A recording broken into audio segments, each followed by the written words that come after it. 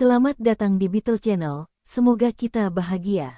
Jangan lupa subscribe, like, komen dan share agar channel ini semakin berkembang. Terima kasih. Novel Kekuasaan dan Kekayaan, Bab 240. Makanannya rata-rata, tapi suasananya bagus. Istri Liang Chengpeng merasa Dong Suebing tidak boleh berlebihan karena dia telah banyak membantu mereka. Dong Suebing berhenti sejenak. Kamu tidak menyukai tempat ini. Bagaimana dengan restoran Beijing? Restoran Beijing juga merupakan restoran bintang 5. Liang Chengpeng tersenyum. Tidak maksudku, tempat ini terlalu mahal, kata Liang Chengpeng. Ayo pergi. Seharusnya kitalah yang merawat Xiao Dong. Kami masih belum berterima kasih padanya karena telah membantu operasi ibu.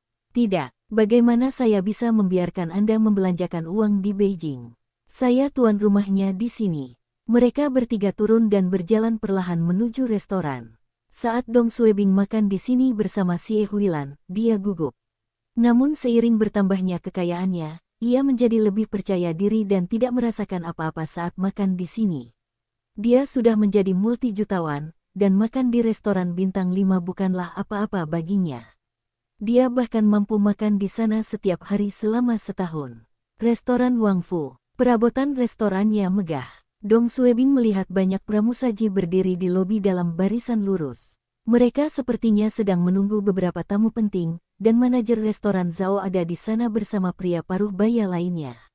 Dong Suebing mengenali manajer Zhao karena dia bertemu dengannya ketika dia datang ke sini bersama Sister Xie. Tapi Dong Suebing tahu mereka tidak ada di sana untuk menyambutnya. Chief Liang, ruang makan mana yang Anda pilih? Dong Suebing bertanya. Liang Chengpeng belum pernah datang ke sini sebelumnya dan tidak tahu tentang berbagai ruang makan di sini. Kamu bisa memutuskan. Dong Suebing mengangguk. Oke, mari makan malam di Taman Bambu. Ruang makan itu bagus. Saat mereka berdiskusi, manajer Zhao memperhatikan Dong Suebing dan mengingat siapa dia. Dia berjalan sambil tersenyum dan berjabat tangan dengan Dong Suebing. Selamat datang, selamat datang. Apakah Anda punya reservasi? Dong Suebing juga terkejut, tapi dia tahu manajer Zhao datang karena Xie Huilan. Tidak, apakah ada meja kosong di Taman Bambu? Manajer Zhao tertawa. Bahkan jika tidak ada meja kosong, aku akan mengaturnya untukmu. Dong Suebing menjawab dengan sopan. Terima kasih, manajer Zhao. Manajer Zhao memanggil seorang pelayan dan mengatakan sesuatu kepadanya, sebelum mengangguk ke Dong Suebing. Dong Suebing merasa senang dengan manajer Zhao yang mengaturnya secara pribadi. Liang Chengpeng dan istrinya saling berpandangan dan bisa melihat keterkejutan di mata satu sama lain. Manajer Zhao, manajer restoran ini. Pelanggan restoran Wang Fu adalah orang-orang berstatus tinggi dan bahkan jika pejabat kepala divisi datang ke sini, manajer juga akan mengabaikannya. Mengapa staf di restoran Wang Fu memperlakukan kepala Xiao Dong secara berbeda? Manajer bahkan berjalan untuk menyambutnya dan membuat pengaturan untuknya secara pribadi. Taman Bambu, Dong Suebing, Liang Chengpeng, dan istrinya duduk dan memesan hidangan. Setelah beberapa saat, semua makanan disajikan. Liang Chengpeng dan istrinya melihat sebuah meja tidak jauh dari mereka.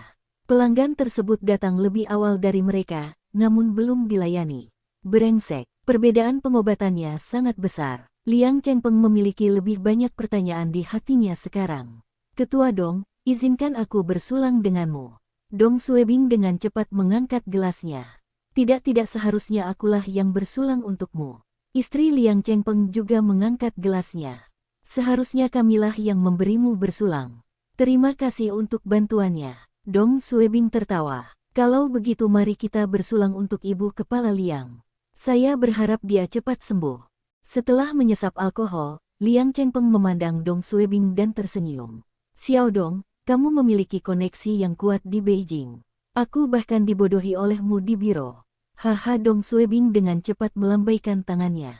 Berhentilah mengolok-olokku. Latar belakang apa yang saya miliki, 3 generasi di atas saya semuanya adalah petani. Istri Liang Chengpeng tertawa, 3 generasi petani. Anda bisa mendapatkan Mercedes-Benz kelas S hanya dengan satu panggilan. Petani mana yang bisa melakukan ini? Liang Chengpeng melihat Dong Suebing tidak mau mengungkapkan dukungannya dan dia tidak bertanya lebih jauh. Dia hanya tersenyum dan mulai minum bersamanya. Saat mereka sedang makan, Liang Chengpeng melirik ke koridor di sampingnya dan mendapat kejutan. Istri Liang Chengpeng bertanya dengan rasa ingin tahu. Apa yang salah? Dong Suebing juga melihat ke arah koridor dan melihat seseorang yang dikenalnya. Istri Liang Chengpeng teringat siapa pria itu. Oh, aku pernah melihatnya di TV sebelumnya. Dia adalah asisten sekretaris komite partai kota. Liang Chengpeng mengerutkan kening. Pelankan suaramu. Itu adalah asisten sekretaris komite partai kota, dan Liang Chengpeng hanya bisa melihatnya dari jauh. Pangkat sekretaris Sen berada beberapa tingkat di atas Liang Chengpeng dan merupakan pangkat kepala divisi. Pangkatnya sama dengan sekretaris partai daerah. Dalam beberapa tahun lagi, dia harus dipromosikan ke pangkat wakil direktur biro. Sekretaris-sekretaris partai Xie, sekretaris utama Beijing. Dong Suebing akhirnya teringat siapa pria ini. Sekretaris Partai Xie telah membawa Sekretaris Sen bersamanya selama kunjungannya ke cabang keamanan negara distrik barat, dan Sekretaris Partai Xie bahkan memintanya untuk membawakan kursi untuknya. Namun saat Liang Chengpeng menyuruh istrinya untuk merendahkan suaranya, Sekretaris Sen menoleh dan memberitahu tamunya sesuatu sebelum berjalan mendekat dengan senyuman di wajahnya. Istri Liang Chengpeng tertegun dan panik. Sekretaris Sen kenal Liang tua.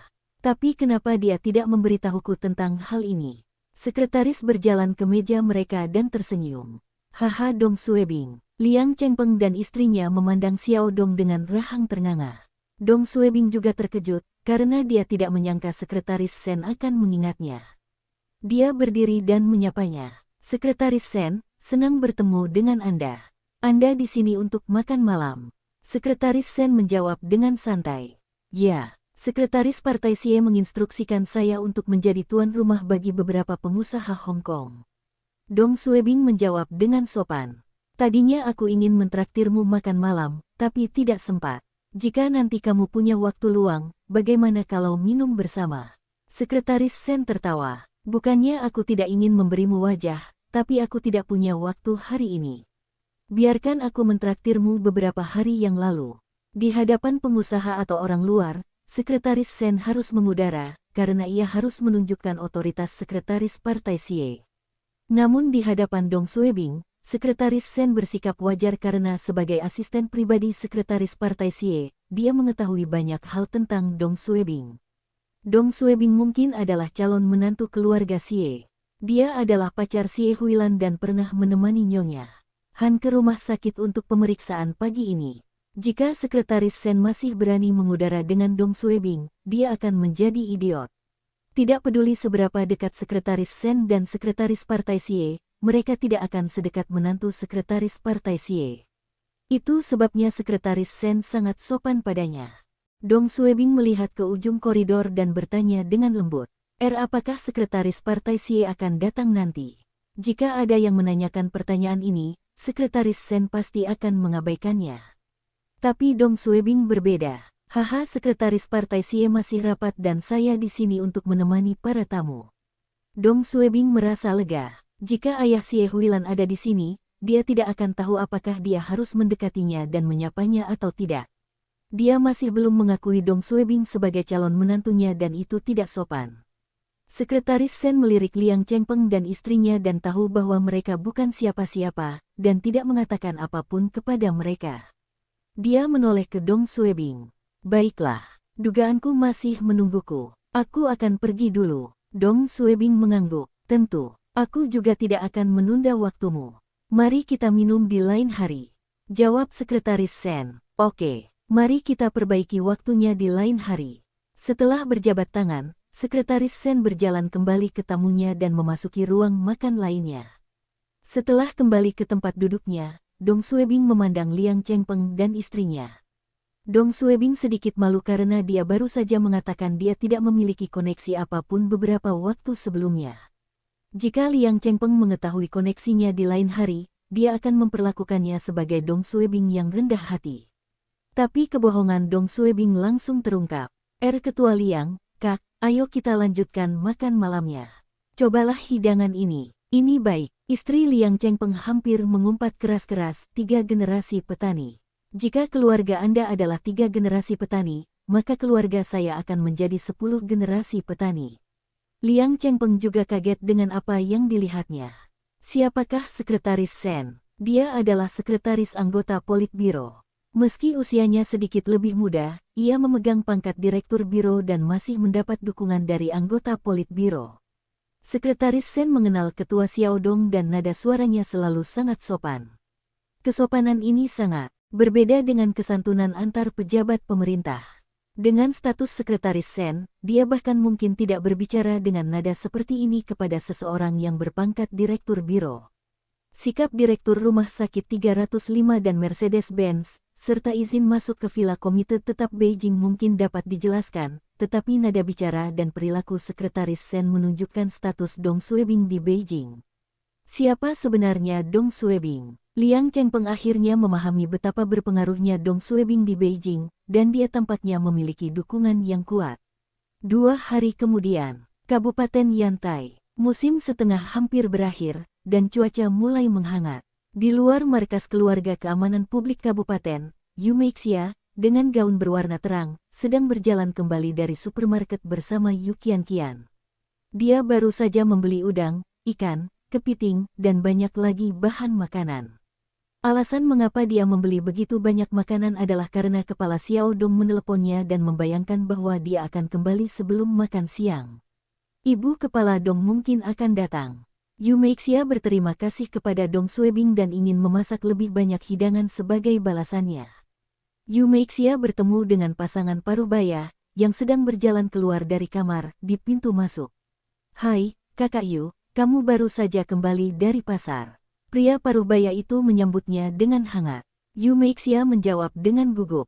"Ya, selamat pagi Direktur Sun. Saya baru saja membeli beberapa bahan makanan." Yu Meixia tidak mengetahui nama lengkap Direktur Sun dan pangkatnya. Tapi semua orang di penemuan-penemuan sebagai Direktur Sun, dia seharusnya menjadi salah satu pemimpin di keamanan publik kabupaten. Posisinya tidak boleh lebih tinggi dari kepala Dong. Bersambung, terima kasih telah menyaksikan dan mendukung channel ini.